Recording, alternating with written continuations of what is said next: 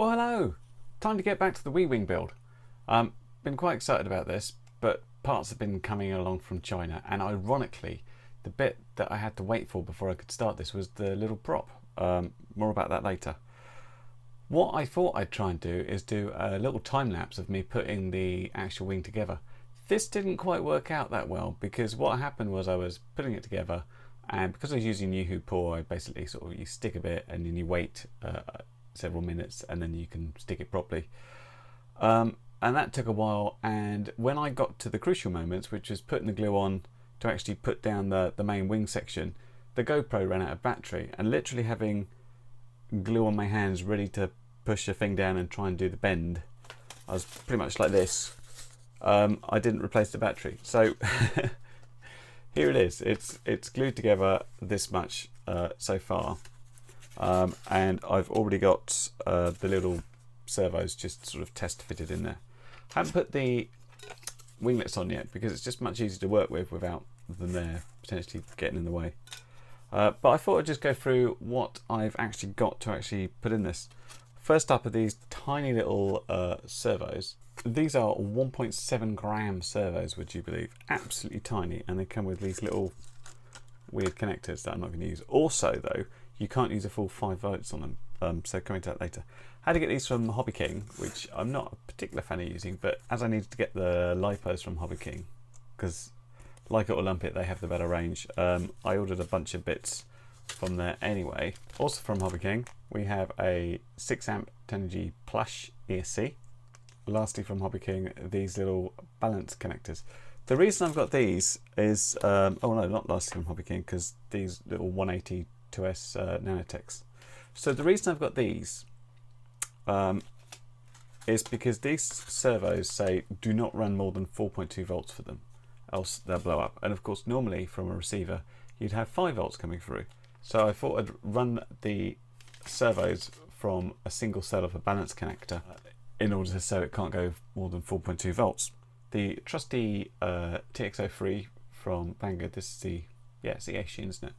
So this is the 2550 200 milliwatt version. Probably won't need 200 milliwatts flying in this little thing because the power consumption is more than 200 milliwatts, so I might as well use 25 or 50. Just depends where I'm flying. Motor-wise, also from Vanguard, I've got these tiny little DYS 1104 5400 kVs, and you see I've got the prop on it because it's always a bit of a worry when ordering an unknown motor, will the prop fit on? And this is just a push fit 30-20 prop which fits really nicely. The props are actually the last thing to come with, and I'll show you why I needed to think about this first. It was because, and I'll do a close-up, when this goes on the end like this, I need to shave a little bit of the elevons off so it doesn't hit it, and I needed to know exactly how big that was going to be to work out how much I was going to take off before I put those elevons on. Anyway, that's that bit. Lastly, yeah, the receiver we have here is a FrSky XMR. Just about to see that. There are loads of tiny little receivers, mostly for mini quads that all do S-Bus or CPPM, but nothing is out there that's really small and does PWM. This does. These little pads on the side are PWM signal wires, so you've got 6 channels. These 2 at the top are the positive negative for the 5 volts that's going to be coming in from the ESC. It was described as doing greater than 300 meters in terms of the range on this one. I think we can take that as like 300 meters, and then it gets a bit dodgy after that. It might go further, but have you seen the size of the plane? I doubt I'm going to be flying at great distances, just zipping around places.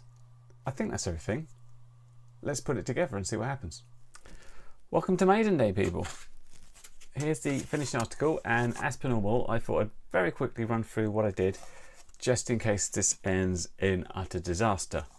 Just a few little things to say, not much going on. The ESC is under there and the receiver on top. There's enough airflow over it? I think so. I don't think it's going to get too hot. It does seem weird that I've had to use this balance connector as well as the normal power thing to power my servos. I don't know what everybody else did, but I'm just following the instructions about these only running on 4.2. The little push rods I did, just a single piece, I think it's 0.9mm piano wire, straight through 2Z bends, and the little servo horns here I very quickly, I'm going to say designed, drew a triangle and put a hole in it, and then I just put this little thing to go over the top just so I've got more to stick down on, so that's fine. There's no tape here, you'll notice. I've used Yoo-Hoo Paw to make a hinge, and that seems absolutely fine. Got my TX03 on the front, powered from my deck back here. The little motor mounts are all okay, and you can see here where the elevons did come here. That's why I've just trimmed this down a little bit, both sides, because that would have hit this little 30x20 prop. The only weird thing about it is to hit the CG, I've put little marks there. It's basically, it's 40mm down from here equals the CG mark. And to get that, I had to put 5 grams of weight right on the nose. It just wasn't having it previously. Now I know Badlands told me that he managed to shift the battery right forward, but still needs a little bit of weight, and that was without any FPV gear. So yeah, it's got the risk of being a little bit tower heavy, but yeah, it all seems good. I'm looking forward to trying it, and looking forward and not looking forward. So I'm going to have to try it line of sight first, which I'm not the best line of sight fly, but if I could just do a couple of circles on there, and then I will, fingers crossed, throw it up FPV and see how we go. But let's jump cut to that now. I'll see you in a second. Well, here we are in the field. Here's the Wii Wing. Not a very big field, very wide, but this is pretty small, so hopefully it should be alright. So give it a go, try line of sight and see what happens. Okay, long story short on this one, I threw it a bunch of times, like, you know, this is just a couple, like 8 or 9, and it kept going into the floor, and I just found I didn't have enough movement on the servos. I found out because I copied this model over, I had dual rates of like 40 and 50. So this is it after fixing your dual rates, and I still crashed it, but at least it was slightly better control. 2 things we've learned from that. 1, always check your dual rates, because mine was set at 40 and 50% and it just wasn't enough up. Secondly, I'm still rubbish at line of sight. Another thing, this thing's tough. It weighs so little that even crashing into grass, which is long grass, it's not a problem, not a dent or a scratch on it. So I'm going to go to FPV because I think that's the safest thing to do now. I'd like to fly it around line of sight a bit more, but because I'm rubbish and this feels a bit thin, and this thing's quite nippy, I'm a little bit worried. So FPV safer for me. Let's just do that.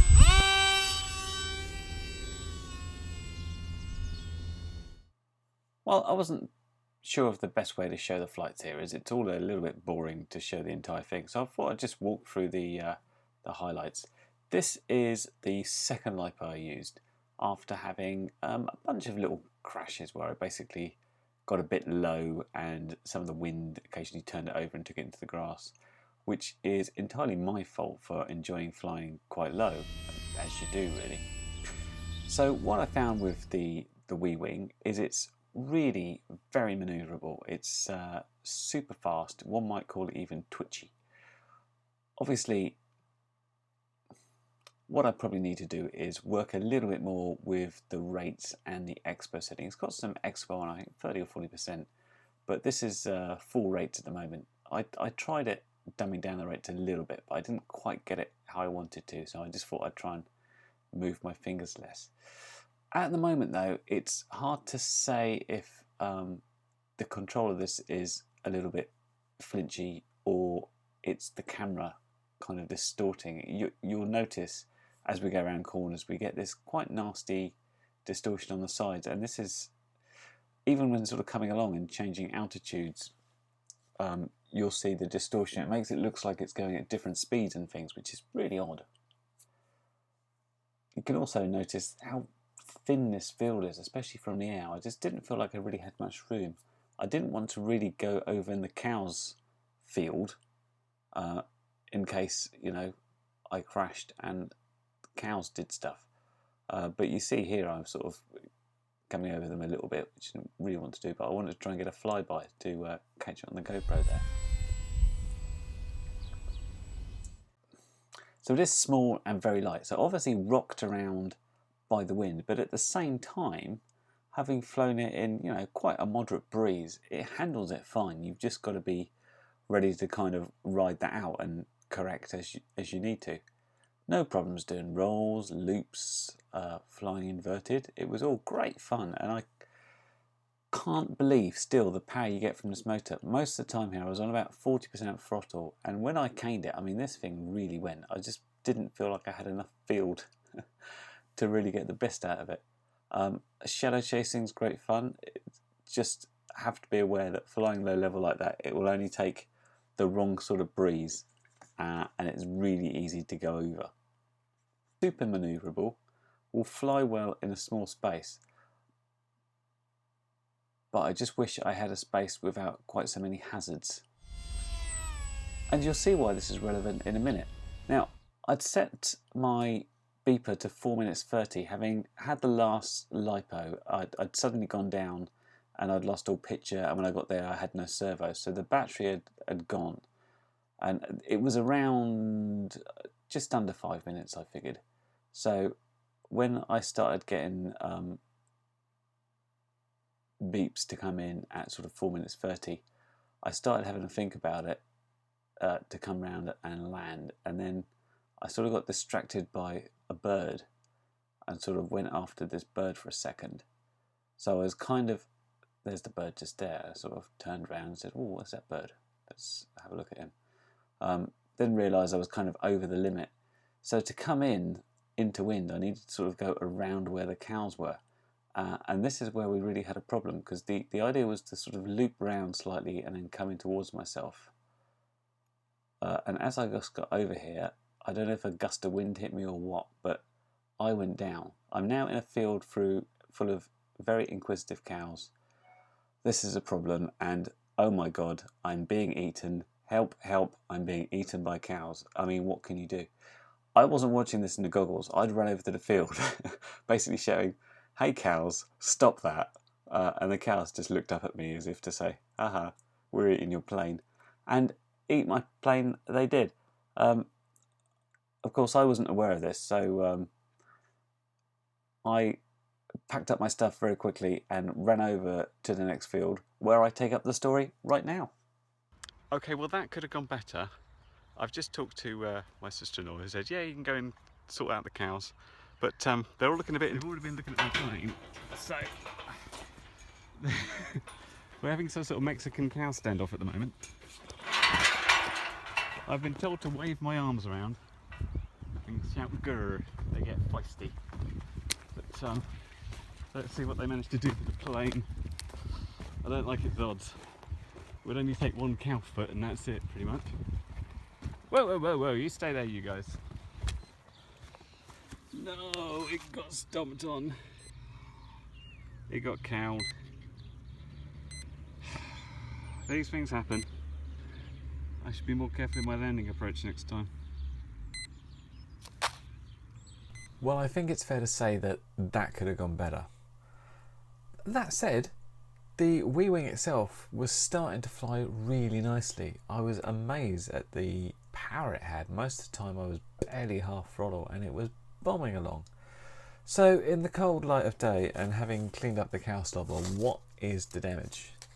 Well, the wing, this side of it, not too bad. It's come away down this side here, so there's a big hole open up both sides. The spar here seems to be intact. Servo's okay. This side I'm liking, that's fine. This side not so good. Looking at the footage, it seemed to have got kind of eaten. So this is all crushed, this is all bent round, this has got a chunk out of it. That elevon is an awful wonky mess. Other holes in it. Again, servo's still good. Electronics here, the receiver, the ESC, the motor, all still good. The camera, apart from the skew getting bent over, if you have a look at it, you will notice, Well, you can't because there's no light. Basically, it's had the lens eaten, trod on, whatever, and some of the ICs have come off on the camera, so that camera is dead. Will it fly again? Maybe. Getting this crash and trying to get that straightened out might be kind of a bridge too far. We'll see. But in the limited experience I had flying it around, which I was enjoying, I'd tell you the things I really liked about the build and the thing I didn't like about the build. Firstly, the little star of this is this motor. Oh my goodness, there's so much power out of this thing. When I was launching it, I could feel it just about 3/4 of throttle, and it wanted to go. So much thrust on such a light little plane. Really good, really like that. Obviously the way this flew itself was very good. As soon as I sorted out my dual rates, really pretty happy with that. It absolutely turned on a dime. It's zipped right round. That was really nice. What this thing can really do is take a hit. I put it into the grass loads of times and it just bounced. It's nothing. I mean, not even a scratch or a dent or anything. And it goes at a fair old weight, but because it's so light, it's just like, it's in the grass. I mean, it was quite long grass and that helps, but really very resilient. What I didn't like particularly is, and I think that's what was happening, when that little 180 milliamp 2-cell went low, it seemed to just lose everything in an instant. I think that's what happened. Either that, else going very low and having a slight bit of turbulence can turn you over sometimes, which is a pain. The TX03, I really like the TX03 on the micro quads, and I thought being such a small plane we'd be able to get away with it, but I did not like that distortion as you're making a turn. I really wish there was something better to use there. I mean, it's really good on the form factor, but bearing in mind I've had to put 5 grams of weight here, it seems to me like we've got an extra bit of spare that we can afford to use a slightly different camera or big lens. But I mean, you can actually get the VTX part of these separately, and they're very, very light, so maybe that's something to look at in the future, because I think that would really sort it out for me. What to do with this? Well, I liked it, and I think it's a good build. First thing I did was send off my money to G. Collins, who built this, because I think it's brilliant and I really enjoyed it, and I'm hoping he'll be back at his home soon to put some more together, because I might need another one. But I'll try and resurrect this, because, you know, we've had worse. It's just so small that I'm worried this big crushed wing is really going to damage the flight characteristics. But hey, we'll try, and you know, that's it. Sometimes you get a bit unlucky with your landings or your crashes. But yeah, I love this, and I would like another one.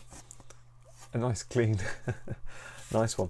I'm gonna look at what I can do with the camera though. I think that would be the main improvement, because the rest of it was cool. Now, while I don't blame the cows, it was their field after all, I'm really gonna savour the next steak I have, and I'll be doing this for you, little Wing Wing. Catch you in the next one. Bye.